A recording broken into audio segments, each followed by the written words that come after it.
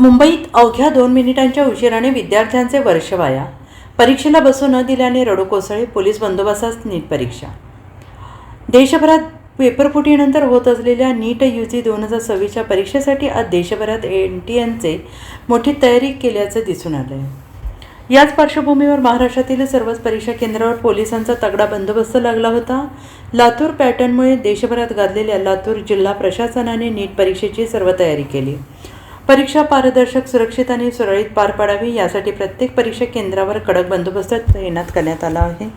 तर NTA देण्यात आलेल्या नियमांचे काटेकोरपणाने पालन करण्यात येत होते.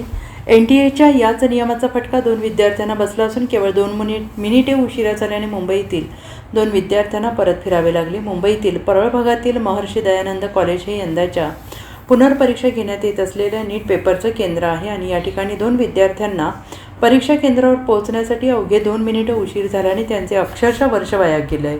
परीक्षा केंद्रावर केवळ 2 मिनिटं उशिरा पोहोचल्याने 2 विद्यार्थ्यांना परीक्षेला बसता आलं नाही. त्यामुळे परीक्षा केंद्रावर मोठा गोंधळ झाला. यावेळी परीक्षार्थी उमेदवारांची घालमेल पाहून इतर विद्यार्थ्यांच्या पालकांनी देखील संबंधित 2 विद्यार्थ्यांना परीक्षेसाठी आत घ्यावं म्हणून प्रशासनाकडे विनंती केली. मात्र NTA अधिकाऱ्यांनी नियमांच्या पुढे जाता येत नाही असं म्हणत दोन्ही विद्यार्थ्यांना प्रवेशास मनाई केली. त्यामुळे या दोन्ही विद्यार्थ्यांचे डोळे पाणावले होते. Bureau report SBN Marathi, Mumbai.